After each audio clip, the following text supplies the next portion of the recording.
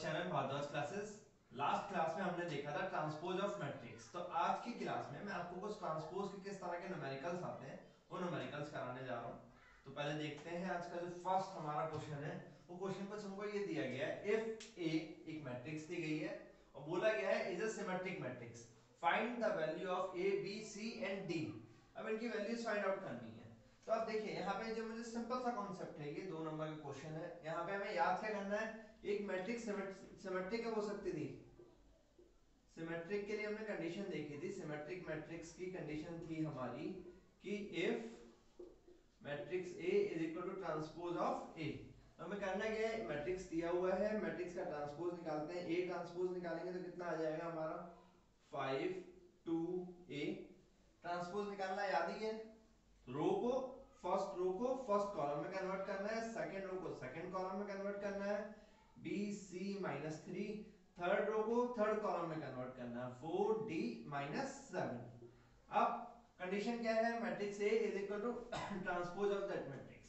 तो अगर ट्रांसपोज यहाँ पे कंडीशन लगाते हैं तो ये कितना हो गया आपका 5 2 A B C minus 3 4 D minus 7 is equal to 5b 4 2c d a minus 3 minus 7।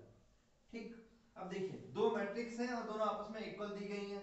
अब दो मैट्रिक्स इक्वल है तो हमने सीखा हुआ है क्या कि करस्पॉन्डिंग एलिमेंट के इक्वल होगा।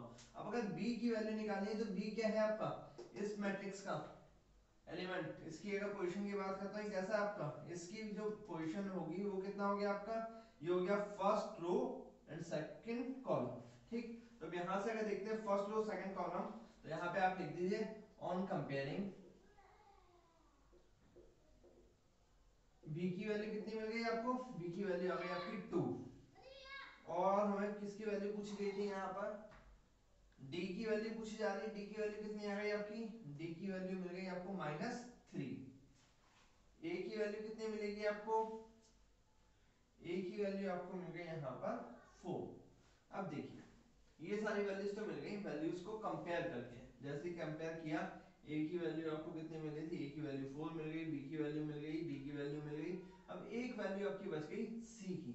अब c का क्या करें, c को जब हमने कंपेयर भी किया था तो c को कंपेयर करने के बाद क्या था आपका कि जैसे ही मैंने वैल्यूज रखी, c अभी यहाँ पर भी यही है और c यहाँ पर भी है। ठीक है।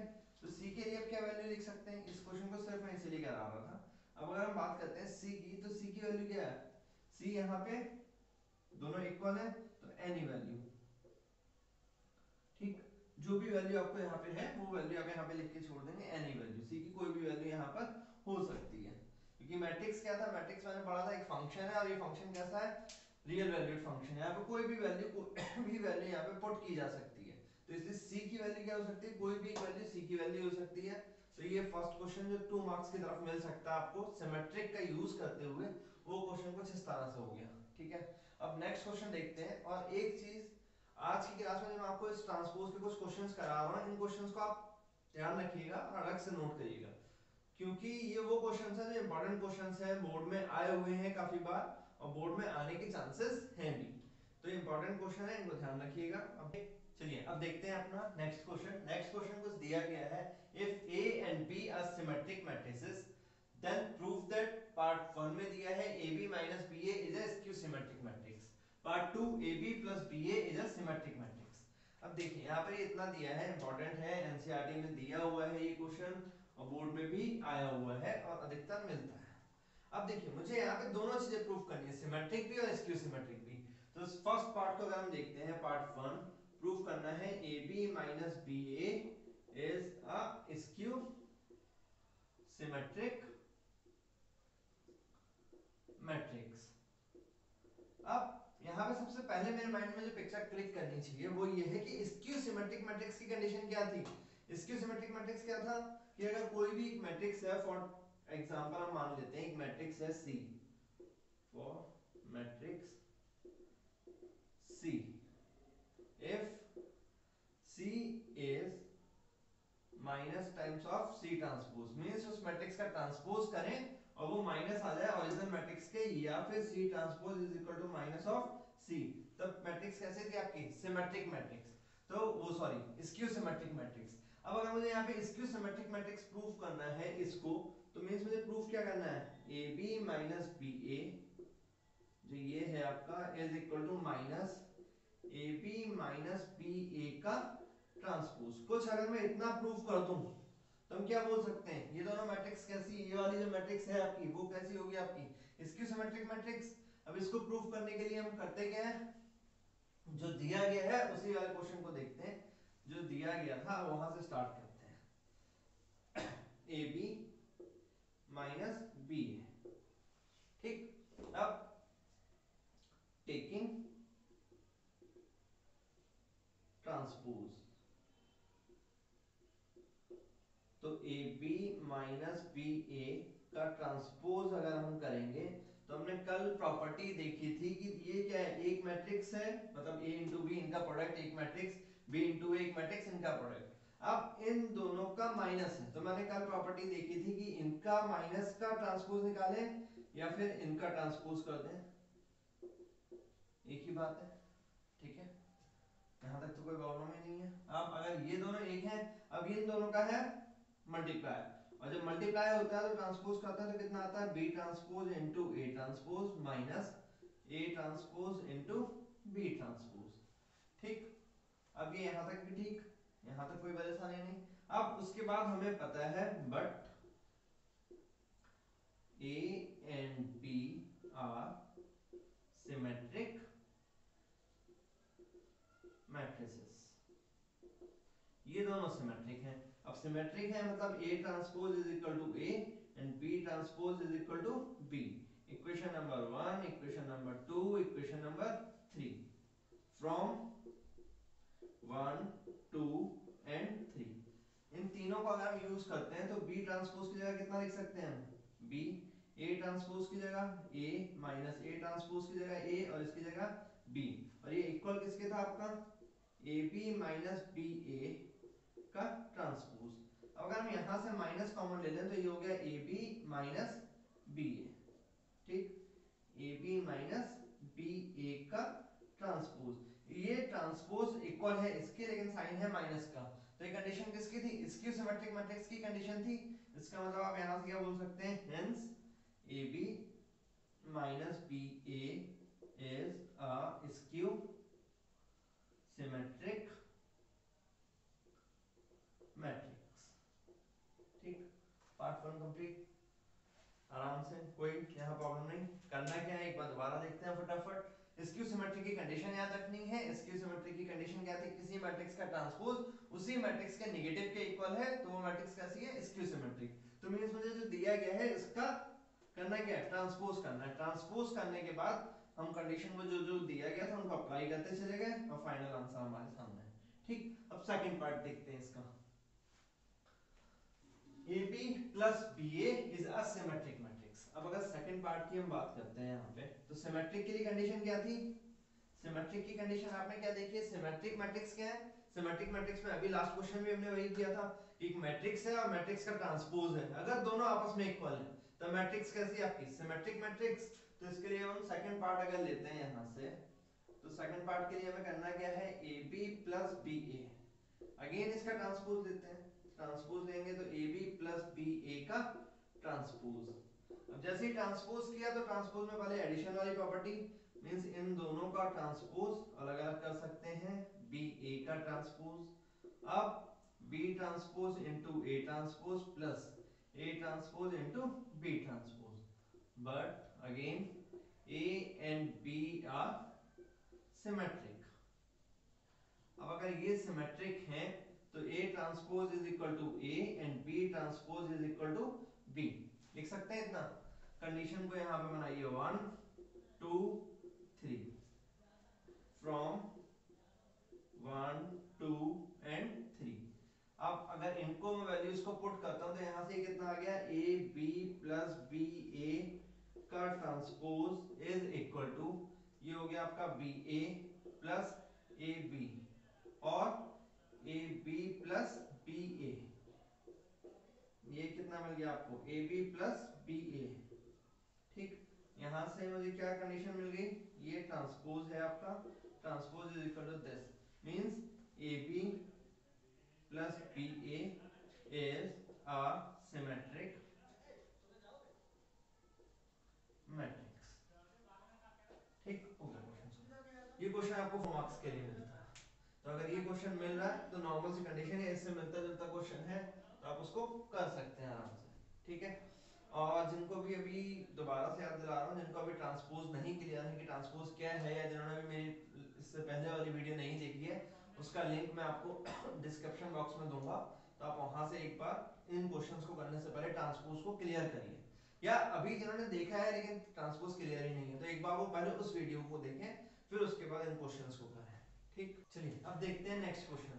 ये क्वेश्चन भी कुछ जो पहले क्वेश्चन किया है उसी की तरह से यहाँ दिया गया है, if A and B are symmetric matrices of the same order, means symmetric matrix है, तो given क्या मिल गया आपको यहाँ से, given की अगर हम बात करते हैं तो given मिल गया मुझे A and B are symmetric। अब सिमेट्रिक है तो एक कंडीशन तो मिल ही गई कि A transpose is equal to A and B transpose is equal to B। Order दोनों का सेम है, ये भी दिया गया है। अब प्रूफ करना है A B transpose minus B A transpose is a skew symmetric matrix. तो प्रूफ करने के लिए मुझे दिया गया है A B transpose minus B A transpose is skew symmetric.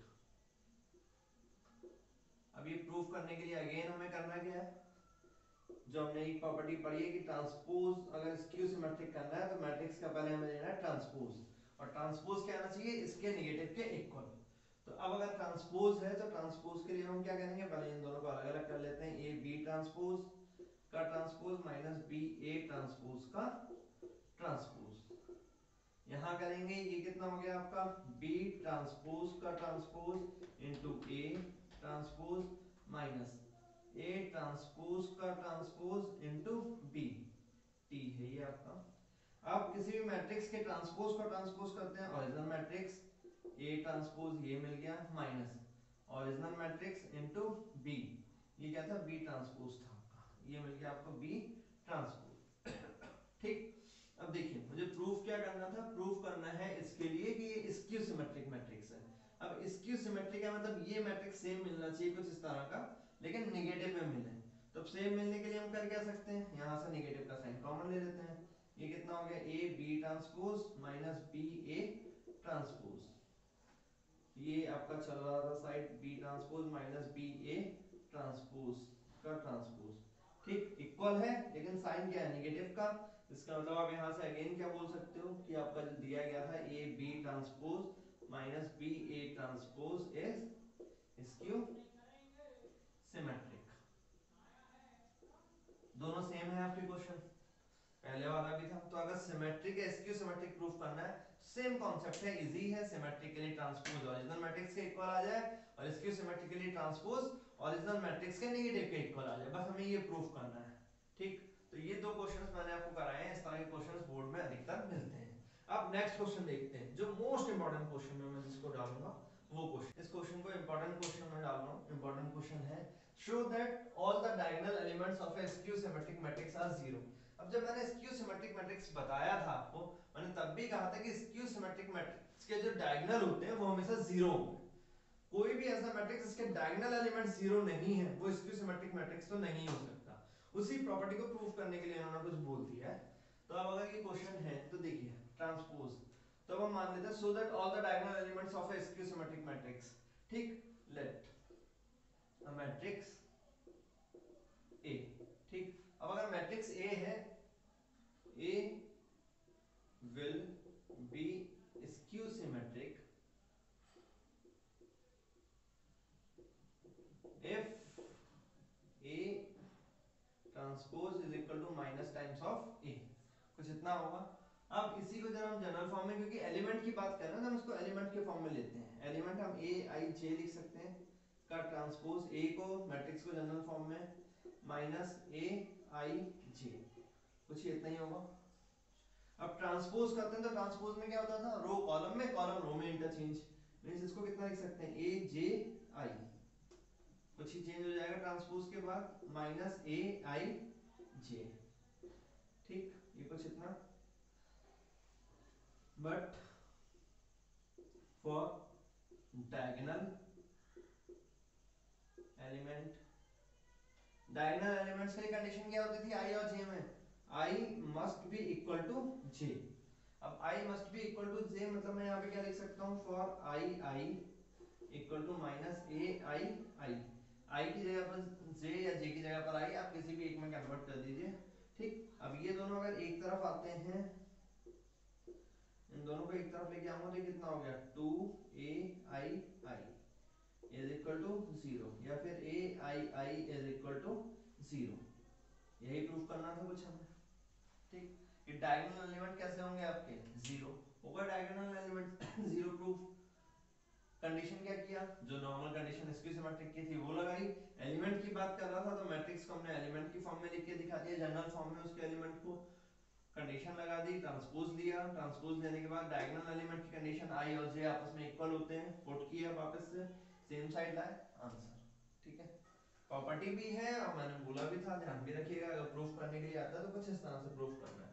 इसमें बच्चे कई बार क्या करते हैं, एक मैट्रिक्स अपने मन से मान लेते हैं, इसके डायगोनल एलिमेंट ही जीरो मान के चलते हैं, दिखा देते हैं कि फाइनल आंसर जीरो आ रहा है डायगोनल एलिमेंट। अब हमने अगर माने ही एलिमेंट जीरो है तो वो आने भी तो जीरो ही है, तो इतना हमको ध्यान देना है थोड़ा सा, किस तरह से क्वेश्चन को अप्रोच करना है। ठीक, नेक्स्ट क्वेश्चन देखते हैं कुछ। Show that a matrix which is both symmetric and skew symmetric is a zero matrix. Question के फॉर्म में पूछा गया है और ये 1 मार्क में वैसे भी पूछा गया है कि एक ऐसा मैट्रिक्स लिखने के लिए बोल देते हैं कई बार जो at the same time symmetric भी है और स्क्यू सिमेट्रिक भी है।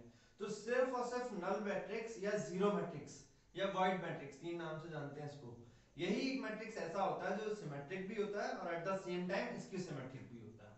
ठीक, अब उसी को प्रूफ करने के लिए बोल दिया गया आपको, प्रूफ करना है show that a matrix which is both symmetric and skew symmetric is a zero matrix. चलिए लेट मान लेते हैं, let a matrix A if A is symmetric। अब अगर A आपका सिमेट्रिक है तो कंडीशन क्या होगी, A transpose is equal to A। if A is skew symmetric, अब A skew symmetric है तो A transpose is equal to minus का A। Equation number 1, equation number 2। ठीक है, फ्रॉम 1 एंड 2 दोनों ट्रांसपोज के इक्वल है तो हम दोनों को आपस में क्या लिख सकते हैं, A is equal to minus times of A, या फिर इस तरफ लेके आता हूं तो 2A is equal to A is equal to 0। 0 मतलब मैट्रिक्स के इक्वल है तो ये क्या है आपका 0, यानी अगर एक मैट्रिक्स इक्वल है तो 0, इसको आपको 0 है आपका मींस एलिमेंट क्या है, क्योंकि A एक मैट्रिक्स है तो ये एक मैट्रिक्स ही हो सकता है, मैट्रिक्स ही मैट्रिक्स के इक्वल होगा, इसका मतलब वो मैट्रिक्स कैसा होगा आपका, नल मैट्रिक्स। ठीक है, तो यहाँ से प्रूव हो जाता है कि अगर कोई एक मैट्रिक्स सेम टाइम पे सिमेट्रिक और स्क्यू सिमेट्रिक दोनों है तो वो सिर्फ और सिर्फ एक जीरो मैट्रिक्स हो सकती है। ठीक है, तो ट्रांसपोज के कुछ ही क्वेश्चंस हैं जो इंपॉर्टेंट क्वेश्चंस हैं जो मैंने डील किए हैं यहाँ पर आज की क्लास में। और अब आप बात करते हैं एनसीईआरटी की, तो एनसीईआरटी में ट्रांसपोज की एक्सरसाइज है 3.3, उस एक्सरसाइज को अब आप सॉल्व कर सकते हैं। अगर कोई क्वेश्चन अभी भी डाउट वाले केस में लगता है या नहीं आता है तो उस क्वेश्चन को मैं आपको सॉल्व करा दूंगा, आप मेरे को कमेंट सेक्शन में बताइए। अब देखिए क्वेश्चन क्या है, जैसे पीएमआई वाला आपको याद होगा 11th का, थोड़ा सा याद दिला देता हूँ। 11th में हमने पढ़ा था कुछ कि एक स्टेटमेंट दिया जाता था, एक एक्सरसाइज है हमारे 11th में, उसको हम प्रूफ करते थे, pn इक्वल टू मानते थे, फिर n इक्वल टू 1 टाइम्स उसको ट्रू मानते, देखते थे, चेक करते थे ट्रू है या नहीं है, n equal to k true माना जाता था जनरल एलिमिनेशन, फिर k प्लस 1 के लिए हम उसको अगेन प्रूफ करते थे स्टैंडर्ड में। तो वही सेम है, अब यहाँ पर आपको क्या होगा, एक मैट्रिक्स दिया जाएगा और मैट्रिक्स को आपको प्रूफ करना होगा। पीएमआई के कॉन्सेप्ट को एक क्वेश्चन के थ्रू देखते हैं यहाँ पर। अब देखिए यहाँ पे एक क्वेश्चन दिया है, एक मैट्रिक्स दिया है और प्रूफ करने के लिए बोला गया है a की power n is equal to this for all n belongs to n natural numbers using PMI.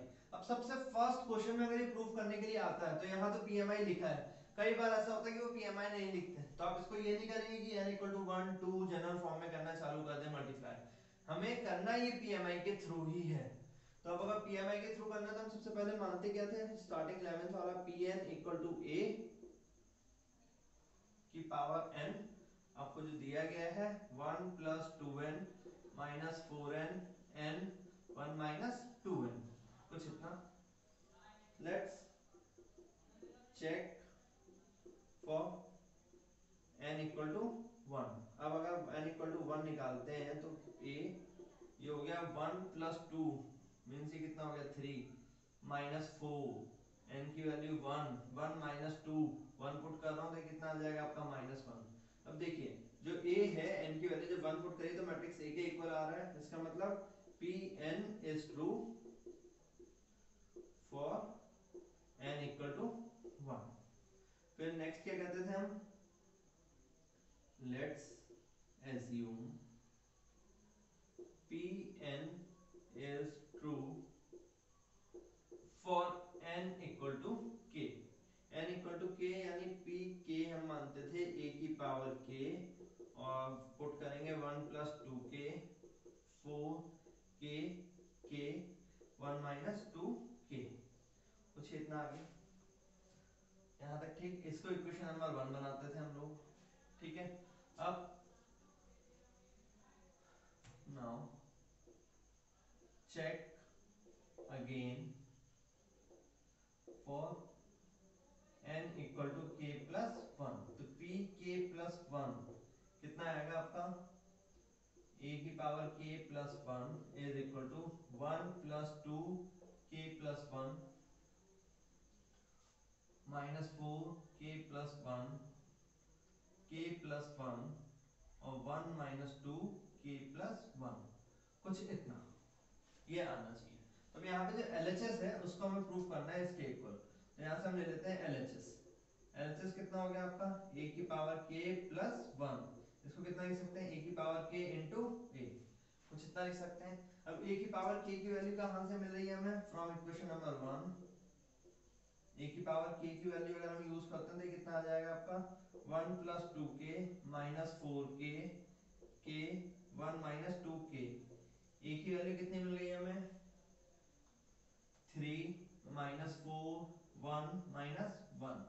अब इन दोनों को मल्टीप्लाई करते हैं और मल्टीप्लाई करके देखते हैं कुछ RHS के इक्वल मिल रहा है या नहीं।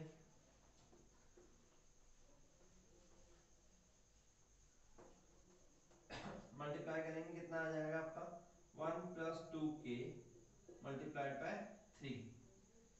First row first column minus 4k, first row second column minus 4 1 plus 2k और प्लस 4k, ठीक है। Second row first column multiply करना हम सीख चुके हैं। जिन्हें अभी नहीं आता है मल्टीप्लाई करना उनके लिए मैं लिंक को मल्टीप्लाई वाला वीडियो का लिंक डिस्क्रिप्शन बॉक्स में दूंगा, आप वहां से एक बार इसको चेक कर सकते हैं, ठीक।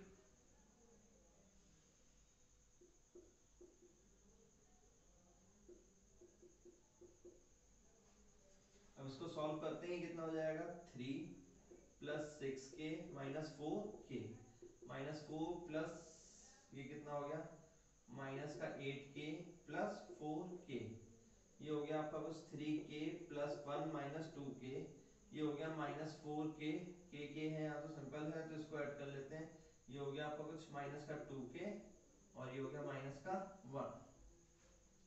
सॉल्व करूंगा ये आ जाएगा 3 minus 6k minus 4k 2k। ये कितना आ गया आपका कुछ माइनस का 4 और ये दोनों मिलकर होगा माइनस का 4k।